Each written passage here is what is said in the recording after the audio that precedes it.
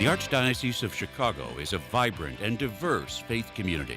We celebrate our faith through worship, evangelization, and reaching out to the needy. Welcome to Catholic Chicago. Good morning. Welcome to Catholic Chicago on WNDZ 750M. Also get us on youtube.com/CatholicChicago, youtube.com/CatholicChicago. Father Greg Sakowitz, Director of Holy Name Cathedral in Chicago. And to my right, Mark Teresi, who is working on the 150th anniversary, 175th. How are you doing, Mark? Very good, very good. We're working hard. And time is going by. It's hard to believe we are now on the verge of starting summer in 2024, and it's hot out there already. Yep. It's like July, August weather already here still in June. Last part of our program lined up for today, one of the main events of the National Eucharistic Pilgrimage in Chicago, with the Chicago Young Adult Eucharistic Revival at St. Alphonsus Catholic Church at 1429 West Wellington Avenue in Chicago. Join us now to talk about this is Becca Siar. Becca, welcome to the program this morning. How are you? Hi, I'm doing great. Thanks for having me. You're live here with us in studio. Yes. Now, how did you get involved with the whole revival? Yeah, it's a great question. So my full-time job, I am the Director of Campus Ministry at the St. John Paul II Newman Center at UIC, University of Illinois, Chicago. And I am well connected in the young adult community here in Chicago, having lived here now 9 years. I used to be the president of Young Catholic Professionals, the Chicago chapter here, and with my job at the Newman Center, participating in a lot of young adult ministries. I'm well connected, so I was very excited when they asked me to be a part of this planning process. Now, prior to this ministry, Young Adult Professionals, what were your jobs before the ministry piece? Yeah, so I've always been in campus ministry, but I actually have a bachelor's in biochemistry when I was studying. Biochemistry? I do, yes. From a small college in Virginia? Yes, small college in Virginia. I'm from Virginia, born and raised. I was pursuing pharmacy and was on the track to pharmacy school. And really the Lord very gently asked me to follow him in a very unique way. Now, how'd that happen? Yep, so the end of my junior year, I was preparing for pharmacy school interviews, and the number one question I was getting was, why pharmacy? Why do you want to be a pharmacist? And I was kind of deer in the headlights looking to say, I don't know, I've just been on default mode here, going and going. So I have always been into my faith. The Lord's always been very important to me. But it was interesting because I had involved him in every other aspect of my life other than my vocation and my career. So I finally asked him, I said, Lord, what do you want me to do? And in a very gentle way, through a lot of prayer, he revealed to me that he wanted me to do ministry full time. So I went and got my master's in theology from the University of Notre Dame through the ECHO program. And while I was doing that program, the way it works is a service learning program. So you get placed anywhere in the U.S. to serve in a diocese. So I was placed in the Diocese of Joliet for 2 years, working at St. Margaret Mary Parish in Naperville. And I just fell in love with ministry working there. And I knew I wanted to work with college students. So that led me to the Newman Center at UIC, and I've been there 7 years. It was very interesting that listening to Becca's story, that in your life, you saw yourself in pharmacy. Right. You saw yourself in pharmacy. But then when they were asking you why, and you're kind of fumbling around and didn't know, then you took it to prayer and say, Lord, what do you want me to do? So here's always a great line I say for people is, the question is, Lord, what do you ask of me this day? And give me the courage to do it. So again, Lord, what do you ask of me this day? And give me the courage to do it. The first part is easy. Lord, what do you ask of me? The second part, and give me the courage to do it. So the Lord was saying to you, serve my people. You could have fought back and said, well, I think I'll still continue with pharmacy or another branch of it. But then you trusted in the Lord and let go, and you've never looked back. No. What was your family's reaction to that decision? Yeah, I was actually really afraid to tell them because I was afraid this is a pretty big life change, right? Oh, yeah. But my parents are amazing. They're so loving, and they were so supportive of me. There's like, of course, if this is what the Lord wants, who are we to get in the way of that? And so they were so supportive of me. My family just overjoyed, and now I felt nothing but peace and joy in my heart having said yes. I love my job. My students make fun of me all the time because I tell them all the time, I love my job. But I truly do.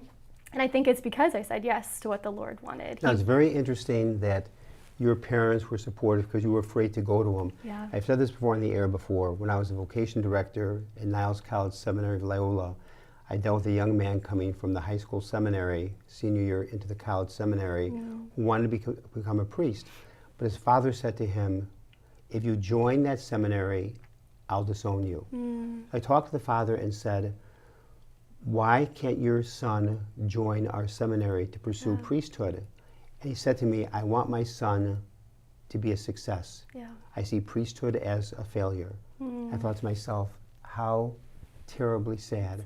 So in the father's mind, success meant a title, a position, money, a career, but your parents being supportive of you in campus ministry, that further encouraged you with their support and their love to do what you're doing. And it's obvious to the both of us here and our listeners, you love what you do. I do. Is the joy coming from you, Becca, is just flowing right through the screen. Yeah, I do. I love what I do. And you know, the moment I said yes to the Lord, if he truly was calling me to this, I trusted he was going to provide for me in all aspects of that. And he has, in abundance. So. Now you said you before the show we were chatting, you're moving to St. Alphonsus Church where this event is happening. Any coincidence there? No, I was looking to move. It was about time. I've been in my place for 6 years, and that is my parish community in Chicago. Has kind of become my new home parish, and so certainly there was a desire to move closer so I can get even more involved and be able to have a short commute to Mass and participate fully. Boy, they're lucky you're moving there. Now, what about the young adults at Alphonsus? What's your invitation to them to come? Yeah, well, even it's just all young adults in the Chicagoland area. This is for everyone. And that's what's so beautiful and why I'm so blessed to be a part of this is an opportunity to unite all the young adults in the Chicagoland area, even from the neighboring dioceses, like Diocese of Joliet, Rockford, Peoria. This is our chance to all come together and be united in the Eucharist and celebrate him and allow him to see us and for us to see him and just be united as young people here. Now tell us, Becca, how can people get involved directly at the service event? So what's exactly going to happen that day? So I want to sign up. What do I do? Sure. Yep. So this event will be Friday, June 28th. It's very special. We're going to have a Mass, adoration, a Eucharistic procession, and then even a social afterwards for the young people. What times to begin? So it'll be 6:30. 6:30 will be the Mass at St. Alphonsus. Alphonsus. So you can go to Chicago's website. There'll be a link there to register officially, just so we have a better idea of a head count. Or you can go to the National Eucharistic Pilgrimage's website as well to register. So the Chicago would be artchicago.org and look under the National Eucharistic Pilgrimage and to sign up. At St. Alphonsus. Begins at 6:30 with Mass on Friday, June 28th. Yes. So you live in an area, go down Lincoln Avenue, go down Wellington, go down Diversity. There's all kinds of social places for young people to hang out. Yes. Why choose St. Alphonsus on the 28th? Yeah, I think this is the source of our joy. Jesus is the source of our joy. And so we really need to unite as closely to him as possible. The Eucharist has been a gift that he has given us. It is our fuel source to be able to be missionary disciples in the world. And so I think, that's why I'm Catholic, is because of the Eucharist, because of Jesus. And so being able to receive him, but also to be able to go out and I think the phrase is you are what you eat, right? So if you receive the Eucharist, you get to be Jesus in the world to anyone that you encounter. And with Eucharist, we are called to become what we have received. Exactly. It's also so interesting that evening on the 28th at Alphonsus, you realize you're not alone. Right. To be gathered with many others, because I say this so often in Cathedral. I tell people, you are the church, and together we are the body of Christ. You are the church, and together we are the body of Christ. Marcus heard me say that many, many times. Yeah, and it's so true. We get to receive his body, but we get to be his body to everyone that we encounter. So again, it's 6:30 p.m., begins with Mass at St. Alphonsus, the 28th, followed by what? The Eucharistic procession around the church, and then we'll have a social with all the young adults to really celebrate Jesus and to celebrate one another. Who is the presider for the Mass at 6:30? So it'll be the pastor at St. Alphonsus, Father Steve Bauer. Oh, but we have a lot of young adult priests in the Archdiocese of Chicago that will also be joining, so it's just going to be a huge celebration all around. This young adult? Yeah, Father Greg, you're welcome to join us. The grandpa that No. is 71 years old. Carry me in. Wow. Now, I have a question. Sure. Let's go to your day-to-day job Yeah. at the Newman Center. Give us an overview. The young adult population as you see them and their faith. What do you see every day at the Sure. Newman Center? Yeah, I tell people when they ask what I do that I get paid to pray and play. And that is Oh, truly wow. what I get to do. Wow. It I is like an that. absolute gift, especially at that Newman Center in particular. It brings me a lot of hope for our church to see these young people encounter Jesus in a really profound way, to the point that they want to make him the center of their life. And they're just seeking the resources and the tools to be able to do that. No matter what they do. When they graduate, they're not meant to be at the Newman Center forever. We're sending them out to these parishes, especially locally. Most of our students are local and they will be in the Archdiocese of Chicago. So we're doing everything that we possibly can to give them the tools and the resources to be able to go out to these parishes when they graduate to be missionary disciples in the world. And it's profound and it's so beautiful and it's humbling to see When that you invite happening. someone at the Newman Center to be part of it, what are some of the responses you get? Like, well, this is not for me. Oh, yeah. It's churchy. It's too holy for me. Sure. It's a cult. So what do you hear from the college kids? Oh yeah, I hear that they'll burst into flames when they walk into our doors, which we're like, will not happen, I promise you.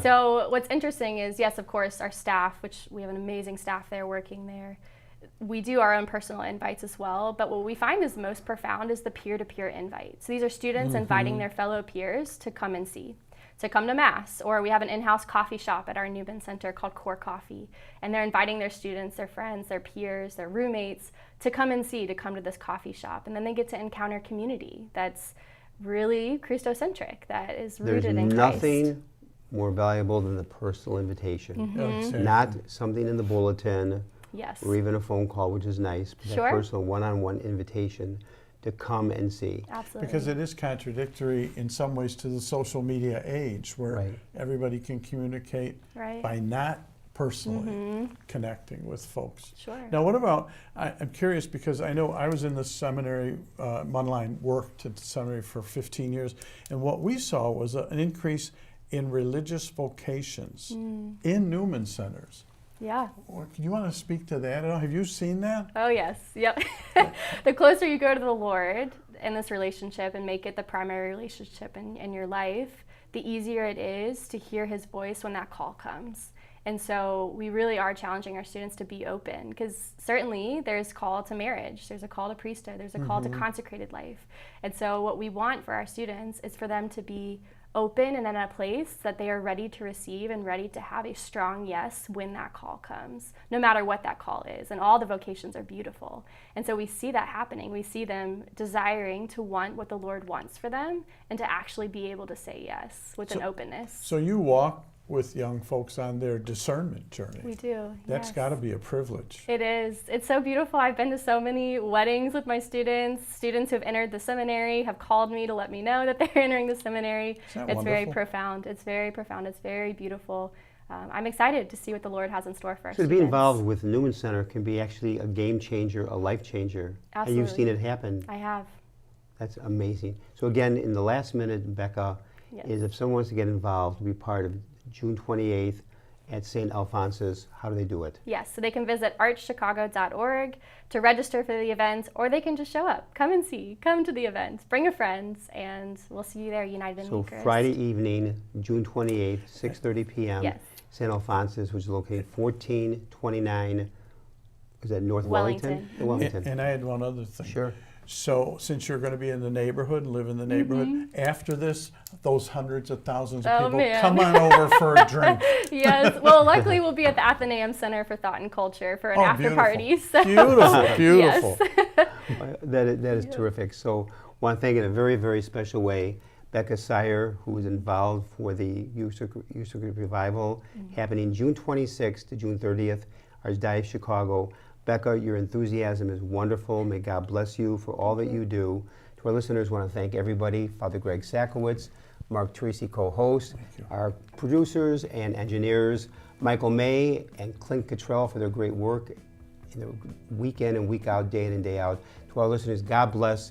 Have a great day, and please, please stay cool. Mm-hmm.